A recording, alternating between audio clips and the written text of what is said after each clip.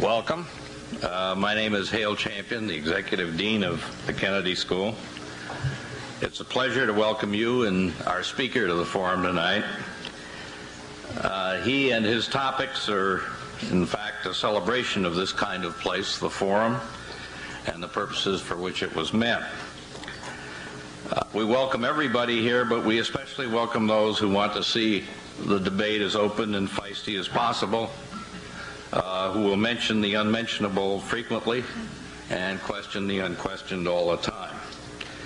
It was useful to have and hear the Reverend Jerry Falwell here last year, although for some reason it skipped my mind. I was unavoidably elsewhere. It is important, not only because of that we have Norman Lear here on many of the same subjects and some others, and I'm glad I could be here tonight. Mr. Lear's route to this podium was no more direct than that of most of our speakers, something that the committed careerists among us might keep in mind. Graham Allison was supposed to make tonight's introduction. He's unfortunately out in or over the Pacific somewhere, unexpectedly. But I'm a better choice for this introduction anyway. Mr. Lear was born in 1922 in New Haven, and I recognize a fellow child of the times, having been born the same year, which is more than I can say for Graham. People like us won World War II without becoming officers. We all went to work in 1946 with the rest of an optimistic, energetic, post-war generation. And together we in that generation tried some things that failed and some things that worked. We may have been the last generation that thought it was possible to do both good and well. Norman Lear, it turned out, did very well and a lot of good too.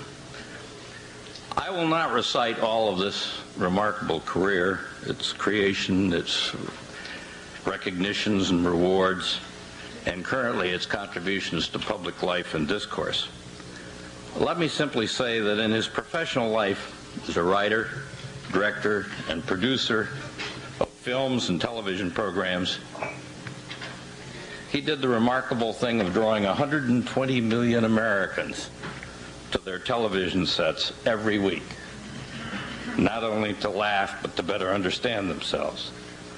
He put Archie Bunker's chair in the Smithsonian and took home most of the Emmys in sight in the same process. He also did well enough to put in motion a whole other set of activities and projects, notably the founding and leadership of People for the American Way, which in a way is an extension and expansion of a long-term interest and participation in civil liberties and, in fact, the American Civil Liberties Union. In those efforts since, he's jousted not only with the Reverends Jerry Falwell and Pat Robertson, but Attorney General Ed Meese and President Reagan. I recommend to some of you his exchange of letters on the separation of church and state with the President, which showed up in the New York Times under required reading. As you will learn tonight, however, his public concerns are not limited to worrying about fundamentalist views and civil rights problems. Very interested in them, though he still is. In a world transformed by the influence of television, he knows a lot about that medium and its role in the society, but indeed he is an acute observer of the society itself. Enough about Norman Lear for me, however. It is time to hear from him. And his topic tonight is Trading the Common Weal for the Common Wheel of Fortune. Mr. Lear.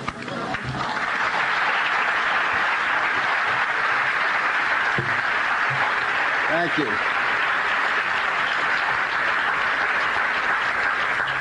Thank you very much. Thank you, Mr. Champion. I love this auditorium. Who did design this? Is this what Mickey Mouse was doing when he wasn't at Disney?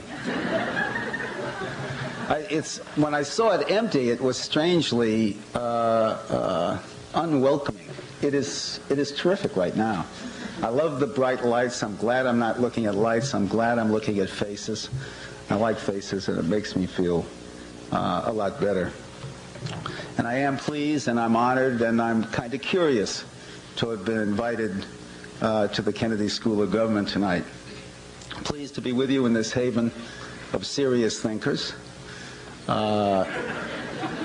Honored at what I judge to be a warm reception, and curious as to your timing. I mean, between 1971 and 1979, I was responsible for about 2,600 half hours with which you associate me. Between 1985 and 1980 and 1985, I was deeply involved with the formation of People for the American Way, still am, but much more deeply involved in those years. From the 71 to 79, through all the years of doing television, I never heard from you. You never asked me here. 1980 to 1985 with People for the American Way, I never heard from you. You never asked me here. 1986, I got a haircut, and I straightened out my sock drawer, and this is the year you invite me to the Kennedy School. So I wondered about that invitation. My mother, who lives in Bridgeport, Connecticut, also had a small problem or question about the invitation. The day that I received it, I was on the phone with her. I talked to her, of course, once a week or so from California. And she said, when are you coming east? Which she would ask any time. I said, I think the next time might be to be at the Kennedy School at Harvard. I'm speaking there. She said, you're speaking there?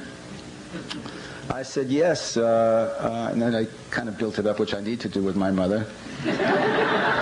And I said, it's just going to be a place full of scholars and professors and luminaries, and they all are anxious to hear what I want to say. And she said, listen, if that's what they want to do, who am I to say? I'm also truly a little timorous about being here.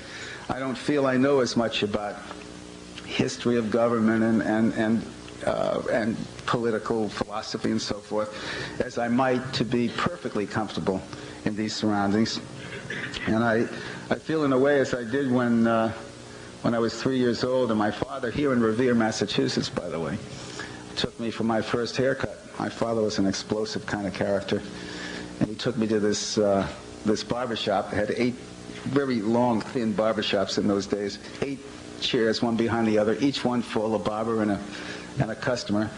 And he opened the door on this blistery winter morning, threw the door open, 8 barbers and customers turned around. He said, here's Norman. 3 years old, I'm pulling on his pant leg, begging him not to do that. And I feel like, again, hey gang, here's Norman. Are you up there? If this head is shining in your eyes, I'm sorry. Anyway, if I am sounding at the moment excessively humble, I'll ask you to indulge me, because I promise you there's enough arrogance coming. People for the American Way began with my desire to write and direct a film about another aspect of religion that was, still is, an enormous and unknown commodity in our society. That is the amount of people, lots of them civil servants, who use religion as a tax dodge. And I was going to do a comedy, a satire, a look at this use of religion to dodge taxes. And sat down in 1980, 1979 and a half to watch what turned out to be 50 or 100 hours of television, and became deeply concerned about the way a number of ministers on radio, television were using, mixing politics and religion, and insisting that anybody that disagreed with them on matters of public policy was a bad Christian, a poor American, and not a good family person. And had I spoken here at the top of this decade, when you should have asked me, I'd have been covering that topic exclusively, I'm sure. Not that the religious right isn't still of deep, deep concern to me and to 250,000 other Americans who are now members of People for the American Way. I think the problem is greater for lots of reasons we could discuss than ever before. But some time ago, another problem in American life began to vie for my attention. A problem that I think is chronic, more elusive, and in its own way makes possible the religious/political crusades of the religious right. I'm talking about the desolation of spirit and the loss of faith in leaders and institutions, the hunger for connectedness that I believe stalks our nation today. Now, here comes the arrogance. The societal disease of our time, I am convinced, is America's obsession with short-term success. Its fixation with the proverbial bottom line, give me a profit statement this quarter larger than the last and everything else be damned. I think that is today's predominant business ethic. It took root in the business community but has since spread beyond business and insinuated itself into every aspect of our culture. In this climate, a quiet revolution in values has occurred, and I don't think it's been for the better. Short-term thinking, corrosive individualism, fixating on economic man at the expense of the human spirit has taken an alarming toll.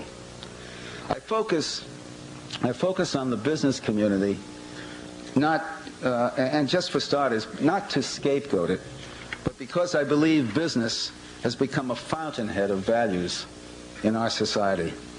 If the church was the focal point for personal values and public mores in medieval and other times, the role in our time, that role in our time, has been assumed, perhaps unwittingly, by the modern corporation. Unwittingly and with the help of the media. For better or worse, traditional institutions such as the family, churches, education, are no longer as influential in molding moral, cultural values. There are, I suppose, dozens of reasons one could find. The disruption of urbanization, the alarming rise of single-parent households, the rise of the mass media, especially television, the dizzy mobility of our car culture, the telecommunications revolution, and the altered sense of time and distance that has created. At the same time, our nation has learned to acknowledge its real diversity, the many racial groups, ethnic cultures, and religious heritages that increasingly make up this nation. The myth of a conformist, white, suburban American way of life has been entirely shattered. I mention these many factors to underscore the one point, that as traditional families have come under stress and have splintered, as education has come under siege, as churches and synagogues have become less influential in daily life, the modern corporation, with the help of the media, has stepped into the breach. Mythologist Joseph Campbell has said that in medieval times, when one approached a city, one saw the cathedral and the castle. Now one sees the towering, soaring towers of commerce. People build their lives around these towers. Communities take shape. Work skills are learned. Social responsibilities are formed. Attitudes and aspirations are molded. A dense matrix of values grow up around the towers of commerce, and they spread beyond. Way, way beyond. Never before has the business of business been such a cultural preoccupation. Think of it. Today there is an unprecedented interest in business affairs. In recent years, a dozen new business programs have burst forth on commercial television, public television, and on cable. There are business news updates, talk shows, panel shows, news magazines, and even a business news quiz show. Not to mention a flurry of new business magazines on a regional basis. Americans once found their heroes, for the most part in Congress or the entertainment world or sports. Now more and more people are finding them in business. Lee Iacocca, T. Boone Pickens, H. Ross Perot, Carl Icahn. Until 10 minutes ago, Ivan Boesky. Until a minute and a half ago, Martin A. Siegel. If you grant me the possibility that American business is the preeminent force in shaping our culture and its values, what example are its leaders setting? What attitudes and behavior do they endorse and do they foster? The Wall Street Journal recently took an overview of the American corporation and concluded, "Gone is talk of balanced long-term growth. Impatient shareholders and well-heeled corporate raiders have seen to that. Now, anxious executives fearing for their jobs or their companies are focusing their efforts on trimming operations and shuffling assets to improve near-term profits, often at the expense of both balance and growth." Close quote. Not much later, the New York Times took the pulse of America's corporate leadership as it pursues the bottom line, and the New York Times wrote, and I quote, "They eschew loyalty to workers, products, corporate structure, businesses, factories, communities. They eschew loyalty even to the nation. All such allegiances are viewed as expendable under the new rules. With survival at stake, only market leadership, strong profits, and a high stock price can be allowed to matter." End of quote. Now, to me, there are no two-legged villains in this get-well-a-getting-as-good atmosphere. No villains, really, only victims. The villain is a climate, which, like living in a house with a leaking gas pipe, is certain to see us all dead in the morning, never knowing what hit us. Daniel Bell has argued that in promoting an ethic of what he called materialistic hedonism, the free enterprise system tends to subvert the very values that help to sustain it.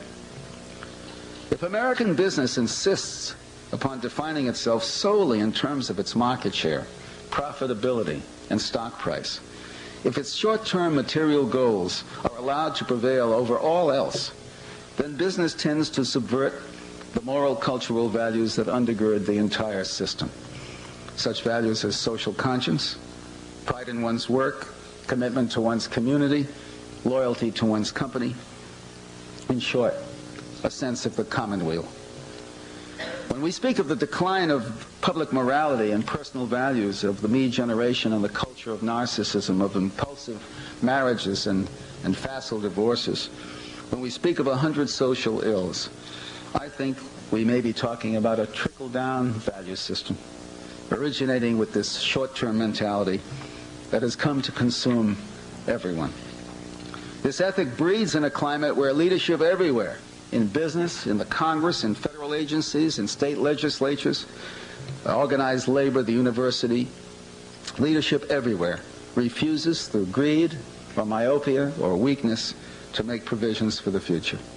And in this climate, with this kind of short-sighted leadership, we have been raising generations of children to believe that there is nothing between winning and losing. If you are not a winner today, you are a loser. The notion that life has anything to do with succeeding at the level of doing one's best, or that some of life's richest rewards are not monetary, is lost to these kids in this short-term bottom-line climate. America has become a game show. Winning is all that matters. Cash prizes, get rich quick. We are the captives of a culture that celebrates instant gratification and individual success, no matter the larger costs. George Weal, in his book Statecraft as Soulcraft, argues that the country's future is imperiled unless, as he says, our leaders can cultivate in citizens a deeper commitment to the commonweal. Yet rather than heed that admonition, we are turning the commonweal into the commonweal of fortune. Take a look at the commonweal of fortune game board. It's not unlike the Monopoly game board, but instead of real estate, you've got just about every major corporation represented, all up for grabs. For you latecomers to the game, Owens, Corning, NBC, Texaco, TWA, they're off the board now. But there is still Goodyear, USX Corporation, Union Carbide, and many more on the way. And with a little roll of the dice and the junk bonds the game is played with, just watch the raiding and merging and acquisitioning. What fun. 14 new billionaires were made just last year alone. Not to mention what it's done for foreign investors who, with their yens and Deutschmarks, have caught on to our national lack of concern for the future.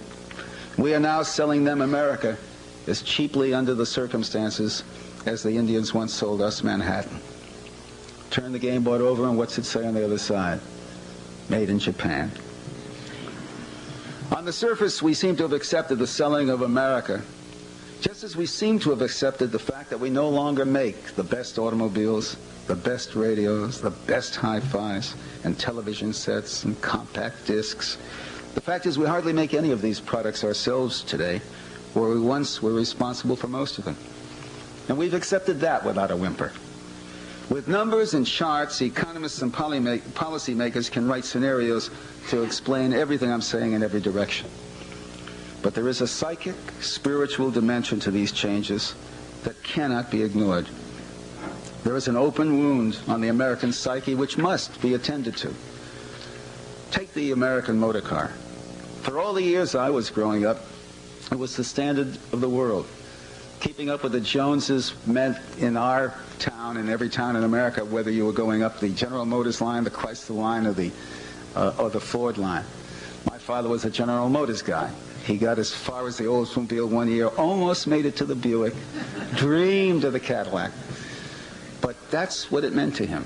And in America, on a weekend, every family in America had that car out in the driveway, watering it down, hosing it down, waxing it, Simonizing it as a family enterprise. Something serious happened when that American motor car, which was the national, non-military symbol of America's macho. One does not have to be a social scientist to know that when we lost that symbol, sometime in the past 25 years, it left a big, big dent in the American dream. There are too many dents in the American dream today, and for too many Americans, it has already been consigned to the scrap heap. I know it can be reclaimed. I'm a congenital optimist. It will be reclaimed, pounded into shape, and with a lot of political spit and polish, made as good as new. But that won't happen. It can't happen, as I see it, until we face up to the underlying cause of the embattled American dream. A culture that celebrates short-term success achieved at any cost. A culture that no longer takes pride in product and the people who make it, but prizes instead the paper profits of the people who shuffle paper. It's easy to follow, very easy to follow the escalation of this obsession in recent years by looking at my industry, television, which happens to have the highest profile of all American businesses. What other business do you know is covered half hour by half hour in terms of how much money it's making in every newspaper across the country? When you see those listings, the top 10, and you know what money is paid for a 30-second spot in prime time, in nighttime, in the news, and so forth. And most papers around the country, too many small papers, carry all 60-some shows in the order in which they're succeeding. And soon you begin to realize what they are assessing is how well each of three commercial enterprises are doing vis-a-vis one another. And that's a kind of madness. But when you look at television, you can see how a once strong, once vital industry succumbed to the siren of short-term thinking and degraded its product, and finally its products, its profits. When I first got into television in the 1950s, the networks used to order 39 segments of a show, and once ordered, it was rarely canceled, and they didn't do repeats. Those 13 weeks in the summer went for new programming. They tried to experiment, innovate with new performers, new formats, new ideas. And they called those summer replacements. Slowly over the years, as the intensity of the competition increased and the need for short-term profits and success escalated, they stopped that. They dropped the 13 summer reruns first. I mean, summer replacements first. Then they went to 26. Then they did 39 and 13 repeats. Then they went to 26 shows and 26 repeats. When All in the Family went on the air in 1971, our order was for 13 weeks and 13 repeats. It wasn't until the 16th week of that show, the ratings were in the cellar, the show was doing miserably. The 16th week, when the other networks were in reruns and people were only looking at what they had seen in the course of the season, they were then attracted to see the show they'd been hearing or reading something about. And in the 16th week, the ratings started to pick up, and All in the Family began to find its audience. In 1984, we went on the air with another show, a show called AKA Pablo. It was the first show to feature a large Hispanic family. No show had ever featured an Hispanic family. This was a large family, and the conversations with the network suggested that it had to be an acquired taste. There was no way this show was going to go on the air because of what it was about and because of the size of the cast, because we wanted to do a really large family. And happened that quickly. The order was for 4 weeks, but they were assured, we were assured, that the network would pick up, and we didn't have to worry about a 4-week order.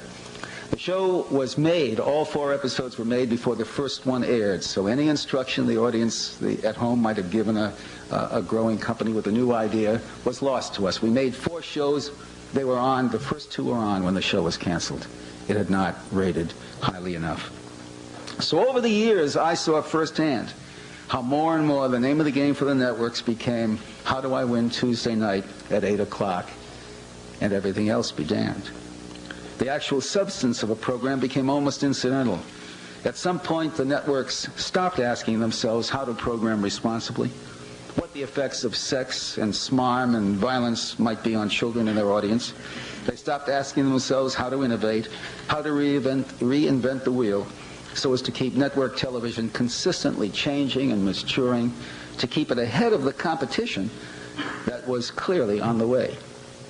But despite the encroachment of cable television, syndication, video cassettes, backyard satellite dishes, and other technologies, the networks frittered away their franchise by puttering around with the same tired formats, adding more sex here and more violence there, more mindlessness, in an effort to grab the jaded viewer's attention quickly. In 1978, many of us were saying that if the 3 heads of the 3 networks were standing in a circle with razors to each other's throat, they could not be committing suicide more effectively. And we see the result now. Their share of primetime audience has slipped from 92% in 1978 to less than 78% today. ABC has been acquired by Cap Cities, still in trouble. NBC has been acquired by General Electric, doing better. But network television is diminishing year by year. And the once preeminent CBS, even after laying off hundreds, is struggling to keep its head above water. I would suggest to you that the fate of the networks, of the 3 networks, befell another big 3 many years before, the big 3 automakers.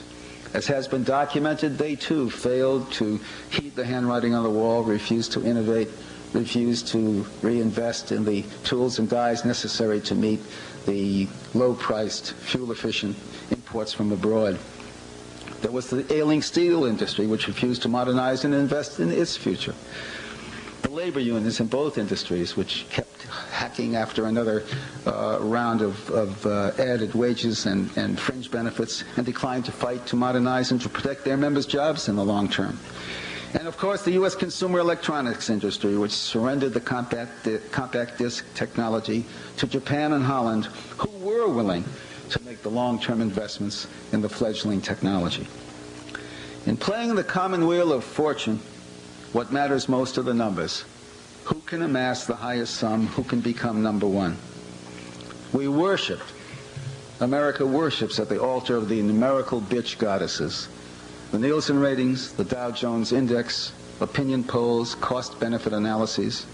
Politicians give more credence to public opinion polls than their own gut instincts. Students surrender their self-image to SAT scores, and on and on. Despite our reliance on this imperium of the numbers, we too easily forget that no numerical scale can truly represent the values that are most important. The spirit that makes a worker want to give his or her best. The determination that helps a less endowed competitor prevail. The altruism that yearns to be used. The artistic impulse that creates a film or a novel or a TV show that becomes a cherished cultural symbol. As Robert Bella has suggested, our individualism and our utilitarianism are no longer balanced by such values as concern for the common good. These values have little place in the common wheel of fortune, where numerical valuations are all that matters. The consequences of all of this are not theoretical. They affect real people and real communities. If the role of business in modern society is comparable in scope and influence to the church in medieval times, what kind of spiritual, cultural home is it providing? How is business affecting the average working man and his family? Well, let's say that I am one of the 3,700 employees who were thrown out of work 2 weeks ago when the USS Corporation shut down 3 plants.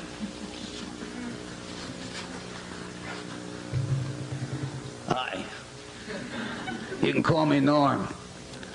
I'm what you call a working class American. I got a wife. I got to tell you something.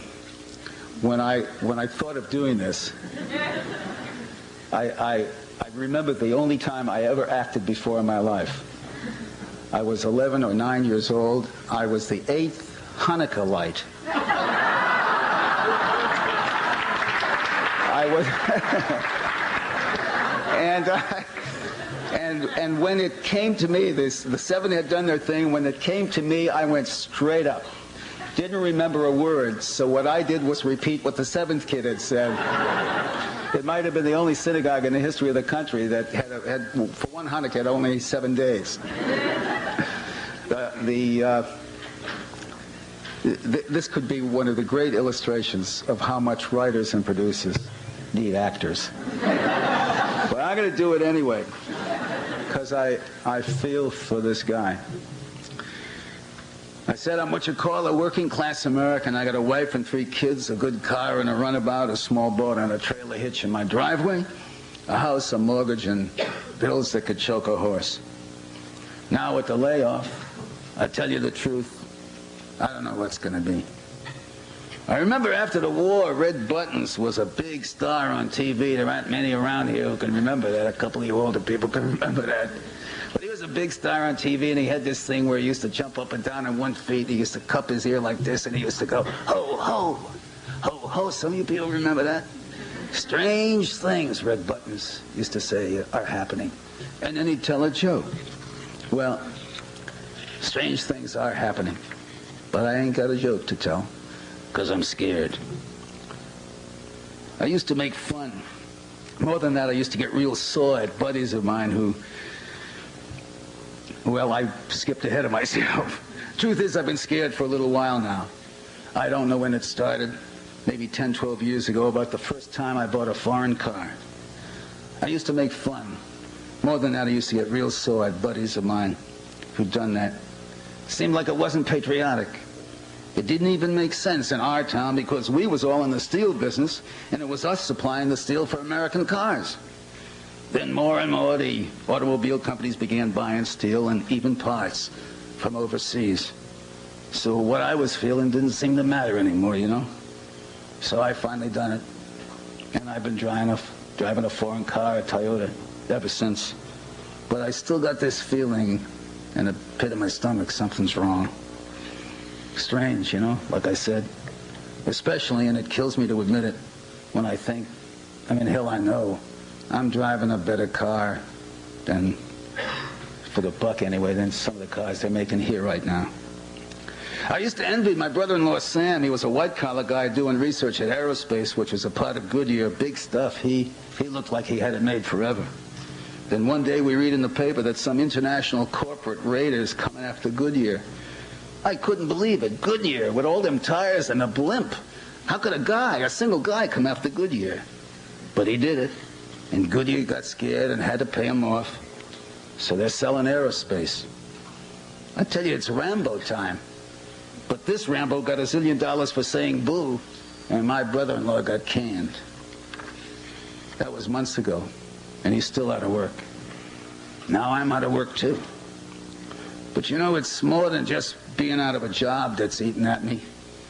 I don't feel connected to anything, and nothing's connected to me. In the '84 elections, I thought it might matter to us guys who won. But how do you get to know anything about the candidates when they won't tell you nothing? All my guys done was beat at each other, calling each other's names like they was both dirt. The only thing I remember one of them guys stood for, I guess because the polls said it was popular, was everyone should take a urine test for drugs. I got problems, real problems. This guy's asking me to take a jog. Maybe it's Maybe it's TV that's done it. They got nothing to say and only 30 seconds to say it in, so all they do is run the other guy down. I don't know what to believe in. I pick up a paper one day and I got 3 Mile Island or Love Canal or asbestos or dioxin, which I don't even know what it is. Or I got one scandal after another in business, in sports, in medicine, like the Dalkin Shield, which I do know what it is, but I ain't going to talk about it in mixed company. For years, my wife and me figured that the purest thing going on in the United States was the space program. There was America like it should be, like it always was, reaching for the stars. Then comes the Challenger, 7 astronauts in a dream, gone in a flash, only to find out a little later that the mission and the astronauts was victims because someone couldn't wait till they ironed out all the bugs in the rocket. For me, that was the worst day as an American I can remember. Worse than when Nixon resigned. Worse than the day when I bought my first foreign car. I don't know what else to tell you about the strange things that are happening. I'll tell you, I'm ashamed of this one, but I'll tell you anyway. My boy is graduating from high school this year, even though the kid can't barely read or write. I don't speak so well, but I read and I write. A gym teacher friend of mine told me how come this was happening to my kid. You see, the school don't qualify for certain funds from the state unless the right percentage of kids are graduated. Eh? I tell you, things are strange. I don't know. I need help to figure out what's going on. Maybe we all do. I'll shut up now. Well, I can't. God love you, Carol O'Connor, wherever you are. I heard his voice, Peter Falk's voice, a couple of actors' voices in my head all the time. And what a difference it would have made. But the miracle of good acting. However, one thing I know, with or without that difference, there is a hurt and an emptiness and a confusion in this nation to which attention must be paid. There is a fear, resentment, and anxiety among our fellow citizens which makes them ripe for extremists who offer promises of easy salvation. And it can also exacerbate social tensions and result in an escalation of the kind of racism we have witnessed around the country recently. Our values are askew. We are lacking symbols of wholesome pride. The mass of Americans are losing or have lost faith in institutions and leaders. There is little in the culture to satisfy the needs of the soul. As a society, we seem to have lost our spiritual bearings. Robert Louis Stevenson said that to travel hopefully is a better thing than to arrive. We think we arrive with each moment of success, the high Nielsen rating, the latest political poll, the improved profit statement, and we ignore the human values, the meaning of traveling hopefully. For me, it is the influence of a business-oriented society run amok. Conservative columnist Michael Novak, an avid defender of the system, has said, quote, "A commercial system needs taming and correction by a moral cultural system independent of commerce." I believe that. But what we have in America today is a commercial system that is itself the most dominant force in society. And its influence and its impact is largely responsible for our moral cultural system today. If you agree with me that our culture has been weaned from a respect for other values to the worshiping of money and success and the fruits of instant gratification, and that this is resulting in a spiritual and in a cultural crisis, then what do we do about it? How can we reclaim the common weal from the mindless game show it has become?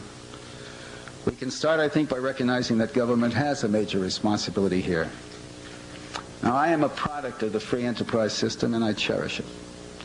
I am also a human being, and I cherish my humanity. But everything I know about human nature tells me that we are innately selfish. We do look out for ourselves first, and then our family, our loved ones. Some of us, not enough, reach out beyond that. But when we, the people, talk about caring for things that are ours, our water, our air, our safety, our protection from the myriad harmful things we reasonable good people are capable of doing to each other, we have to know we can only rely on our government. It is we, through government, who provide for the common welfare. Business nurtures the conceit that its behavior is purely private. But take one look at the largesse it receives from the government. It once accounted for 29% of federal tax savings. That figure is now down to 6 or 9%. Take a look, too, at the role of corporate PACs in the political process, the public repercussions of private investment decisions, and the cultural values that business fosters. And it is clear why government must play a more influential role in protecting the commonweal from the commonweal of fortune. It is the climate. The climate we are seeking to change. And there are thermostats that address that climate in every home, in every school, in every church, in every business, in every one of us in this country.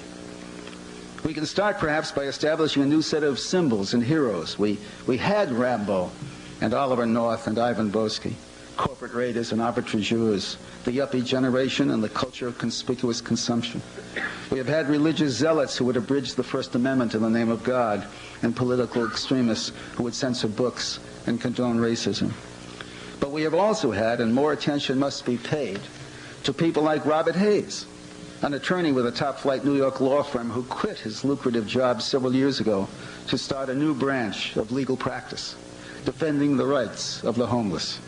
His initiative inspired dozens of other such legal practices around the country. Attention must also be paid to Eugene Lang, a New York millionaire, who, while speaking at an elementary school graduation, spontaneously offered to pay for the college expenses of some 50 sixth graders of an inner-city school if they would study hard and not drop out of school. His example caught on in other cities where individuals and businesses adopt students to help them succeed. And attention must be paid to Warren Buffett, the down-home Nebraska chairman of Berkshire Hathaway, who has seen to it that a part of every single dollar among the millions of dollars returned to Berkshire Hathaway shareholders goes to a charity or a cause selected by that shareholder in advance. These are people who have already launched a recommitment to enduring values and the commonweal. Let's more of us join them. Let's rehabilitate the idea of public service, to set new ethical standards for business, to harness the natural idealism of young people, and to encourage leadership everywhere to assume a greater burden of responsibility to lead. As I said, the villain is the climate, and it does need changing. We humans are as influenced by climate as anything else in nature. Our values are shaped by the context in which we grow. The more we seek to understand that context, the better we understand ourselves. In closing, plant in your mind, if you will, the close-up actions of a man as in a film. Savagely, he is cutting off the hands of another human being. We are horrified. This action defies our understanding. Now pull back to examine the context and learn that we are in a different culture, perhaps, but not necessarily an earlier time. Eyes can be gouged out in this culture. Men are drawn and courted, sometimes for sheer entertainment. We don't accept, but we understand better now, that first savage act. The act and its perpetrator were behaving in the context of a time and a culture. Now look at Martin A. Siegel and his gang, arrested recently for insider trading. A thief, he broke a trust. We don't understand. The man was making $2 million a year. Why did he do this for another $700,000? But let's pull back and see Siegel in the context of the culture I have been describing. And we must ask, in some perverse way, doesn't his story speak for the 80s? Isn't Siegel's story an example in microcosm of the perverted values of our culture, where the making of money, not working hard or producing well, leaving something lasting behind, but the making of money has become the sole value? The problem, I would suggest, isn't Martin Siegel's alone. It is ours. We have found the Holy Grail, and it is the bottom line. The question is, do we want it? Thank you.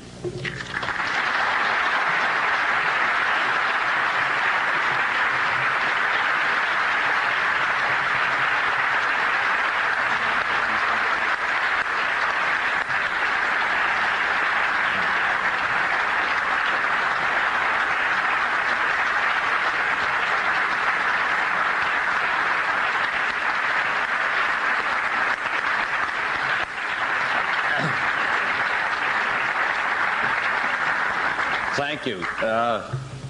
You were right. We should have invited you back in the 70s, but we were waiting for your acting talents to mature. And we got our reward tonight. Mr. Lear has agreed to take questions. We have 2 microphones on this level and 2 microphones. We'll go clockwise in responding to questions. And please, the usual request, questions, not speeches. Try to get your question within a minute, and Mr. Lear will try to deal with each of your questions. You've challenged today's investment bankers and today's government officials and just society in general with a short-term mentality, with the idea of profit today and forget tomorrow. And yet you've spoken of your father's quest for a Buick as a high-minded goal, as a symbol of American strength and not of American materialism. And my question to you is, have we changed, or are we merely doing what we have always done, except perhaps we see it now and we didn't see it then? Well, I think you're talking about 2 different things. I think human beings always aspired. My father always aspired. Certainly he wanted to go from the Chevrolet to the Buick that's the natural order of things for people. Without talking about my father, I don't think that obviates his, I mean, specifically, if I were to say you, but he was a fellow who had other people in mind too, it wouldn't be meaningful. I'm talking about my father. Let me just say of society, it doesn't necessarily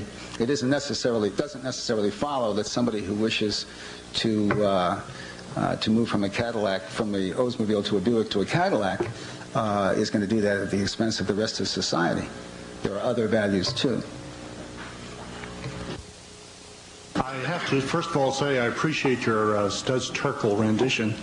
It was fantastic. And the Actors Guild, I'm sure, is looking for you if you want to change. Oh, they're looking for me, all right. In a positive. Not the way you think.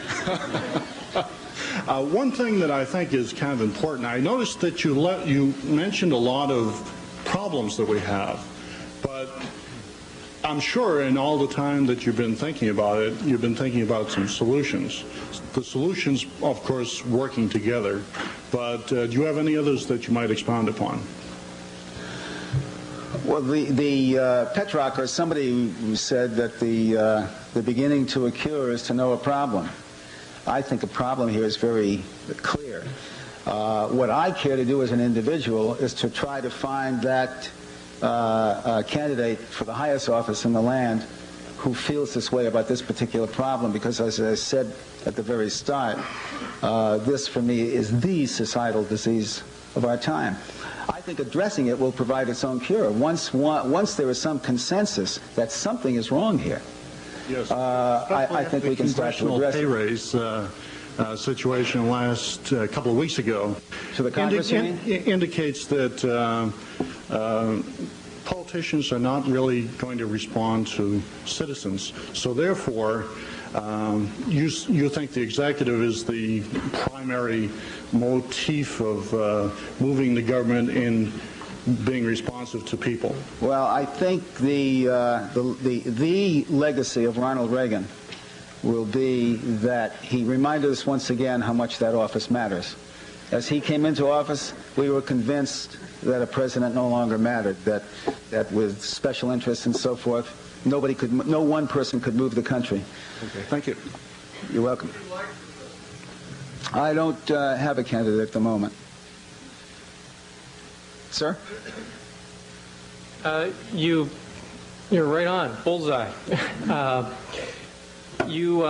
Let's have a hand for that man. Thank you. You describe the problem, though, in broad societal terms, and most of us here are people who must think in terms of finite choices of what we can do with our time, energies, and lives. And people here probably tend to think in terms of trying to maximize their level of influence if we are in some way to address problems of a societal scale, values and so on. And when you think in terms of maximizing your influence, you found one way to do it, but that often entails rising within the ranks of a larger structure so that your energies can be magnified in some way. And in so doing, then, there are compromises to be made, and ideals somehow fall into the background. And my question, dilemma, is what sort of thoughts you have about how a person attempts to at once hold on to ideas and values at the same time making the compromises and assuming the pragmatic, practical aspects of living that one must take to reach a level of influence and be able to affect things of a societal scale.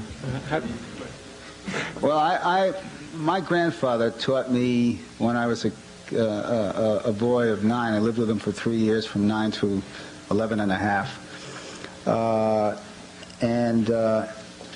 He used to write presidents. And every letter began, "My dearest darling Mr. President, don't you listen to them when he says such and such and such and such. And don't you," and even when he disagreed, he said, "My dearest darling Mr. President, you should never have said." And he used to read me these letters.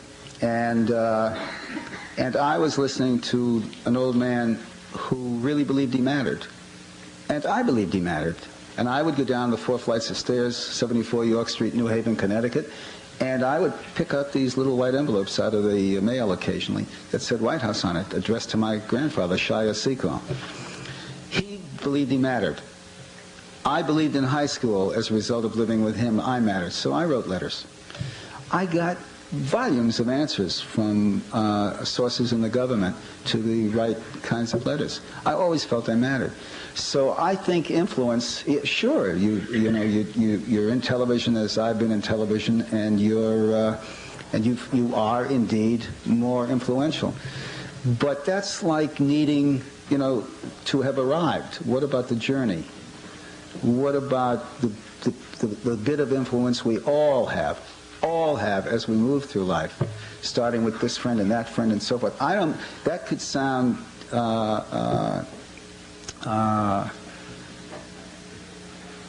insincere. I could not stress too much how sincerely I believe it. We're all influential. Everybody knows 2 people can influence 2 people, and that's what it's all about. You grow through life and you get to places where you can influence more people, terrific. And if you can't, terrific too. What you're about is being yourself and pursuing your values and hoping others will follow. Sir, I enjoy the way you do your hair. Thank you very much. I should get the name of your hairdresser as well. Question, you quite correctly suggest that we need a new set of symbols. With your success with Archie Bunker, you're obviously a master at the task. How do you go about it? Well, check me in about a year and a half. I should be on the air by then.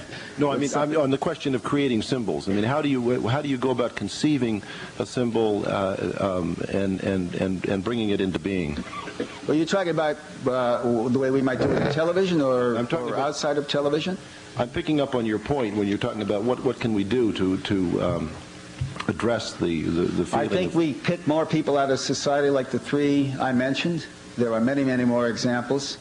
I'm interested in seeing, for example, some kind of foundation set up that will honor business as it is responsible to the community at large, as it ethically deals with its employees and its customers and so forth. There are any number of ways where one finds what one values in the society and elevates it and brings it to more attention. Sir. I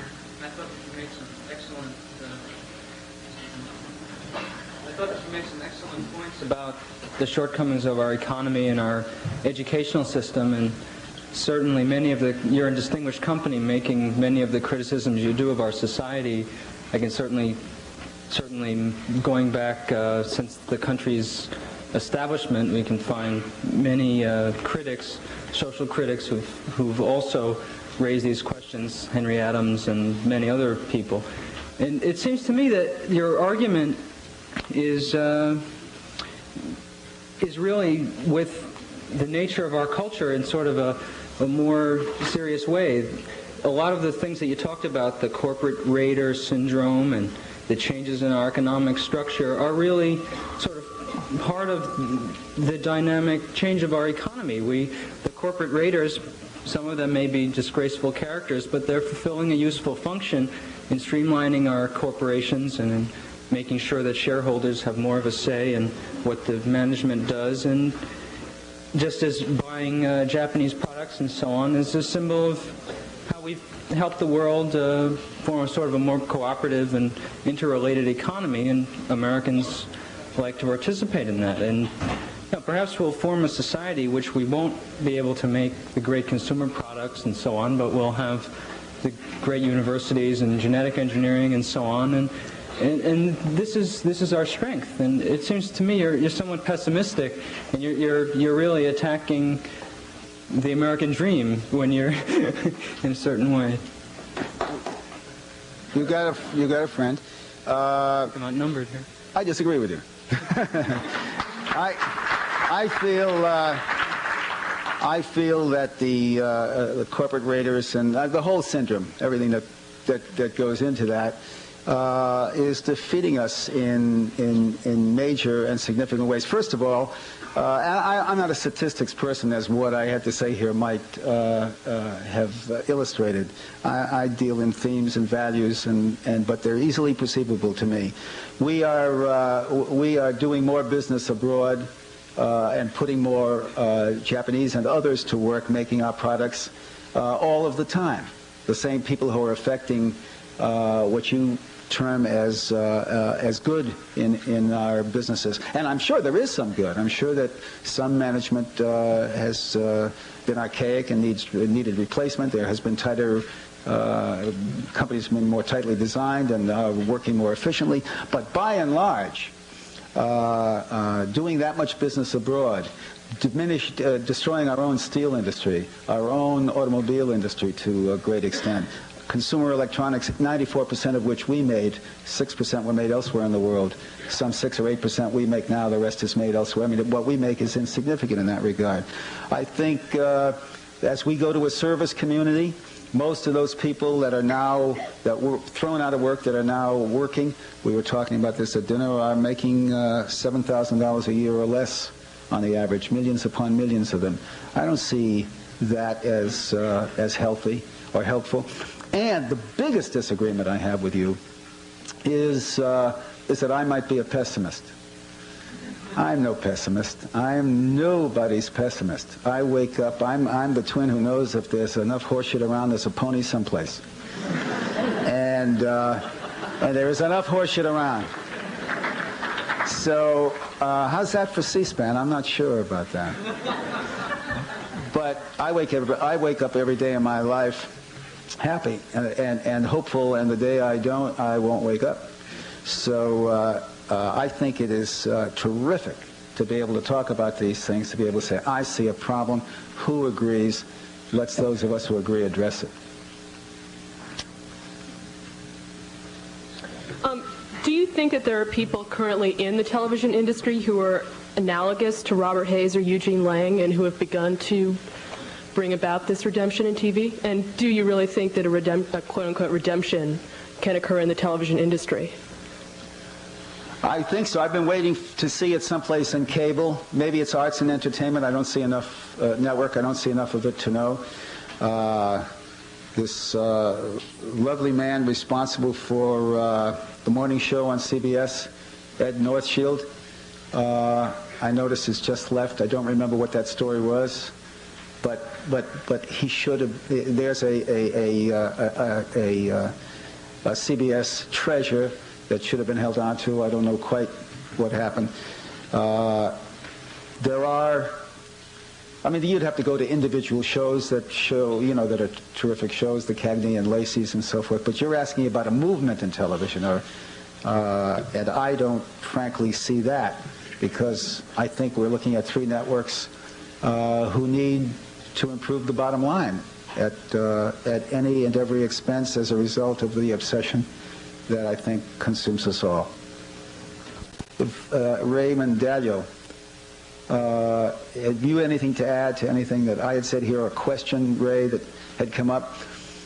I'd like to perhaps answer the last question. Sure. The gentleman who's standing next to me. We can interpret what's good or what's bad. That's subject of opinion, but give you some ideas of the numbers. The United States this year will borrow more money from the rest of the world than all less developed countries combined in their worst year. Corporate debt, roughly 52% of all corporate debt in the United States is short-term. We're now running the highest rate of business failures, bank failures, and personal bankruptcy since the Great Depression. We're in a position where there's been basically an acceleration in debt. We're running now the highest rate of debt accumulation since World War II, at the same time as the savings rate is the lowest since the Great Depression. And this is despite attempts by fiscal policy to get people to save. For example, KEO programs, IRAs, were designed to save, and yet we're still running the lowest level savings level. So I think that what we've got is a situation whereby most people have a high consumption-oriented mentality. And if you look at the evolution of countries over periods of time, relatively long periods of time, you can see the ascendancy and descendancy of civilizations tracked to things like the value of their currencies or the size of the trade and current account deficits that they're running. And so you see Wall Street today, stock market goes up another 54 points as the Federal Reserve is pushing more money into the system. And the Federal Reserve, Paul Volcker, I think more than anybody, recognizes that the nature of the problem is such that there's this immediate gratification or debt accumulation. He sees it in economic terms, and I think we all do. This rapid debt accumulation which is occurring, which creates a great problem down the line. But the need for immediate gratification is such that he can't turn restrictive because we've already accumulated so much debt. So he has to turn stimulative, which means to get Americans to buy goods and keep the game going by getting into more and more debt so that there's an acceleration in the rate of debt growth in order to prevent the problems which have been accumulated for over a generation coming home to roost.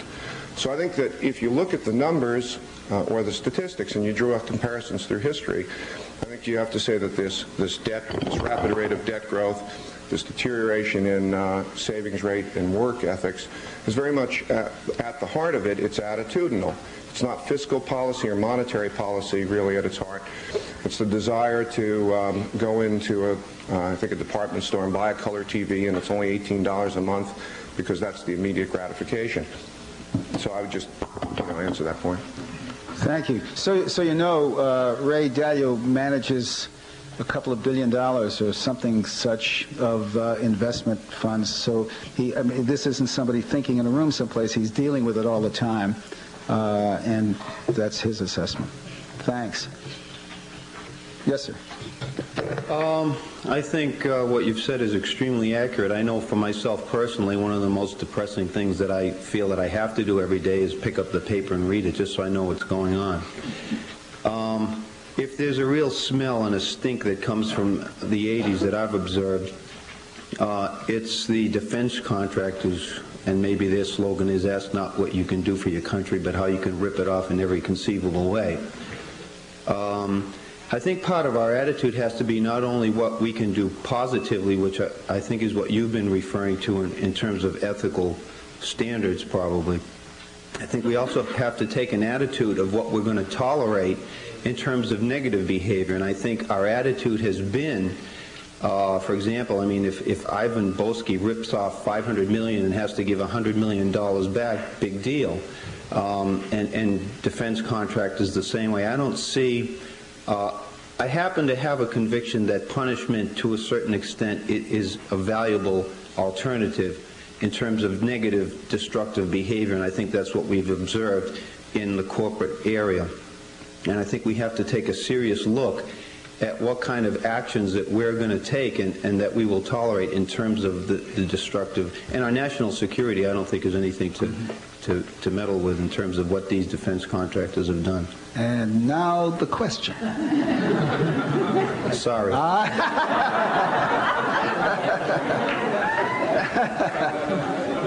I think there's one more patient question. That's the lady. And that will be... I've got a lady in the balcony, doctor. Hello. Hi. About 7 or 8 years ago, I started noticing articles here and there that quoted educators who said they were concerned about the steering away from liberal arts educations, the single-minded pursuit of preparation for business. And the message was, we have lessons to learn from the past literature, history, philosophy.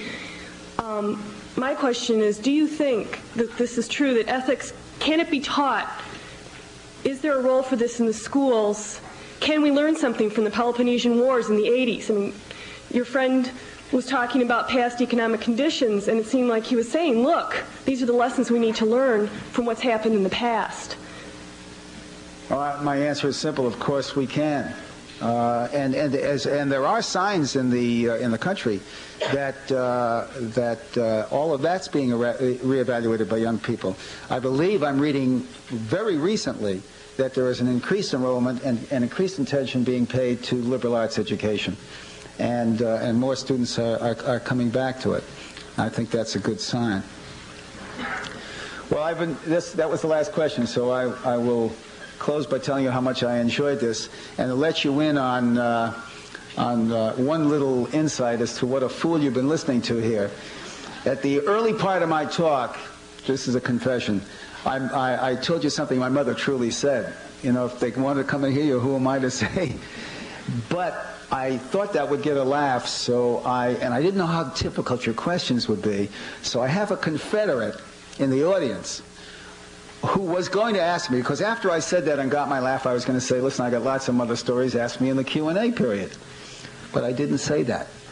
So my Confederate has been sitting here, not able to ask, tell us, you said that you have more mother stories, why don't you tell us what are the mother stories? And I'm stuck with a few mother stories, so meet me in a car, and I've got several mother stories for you. Thanks.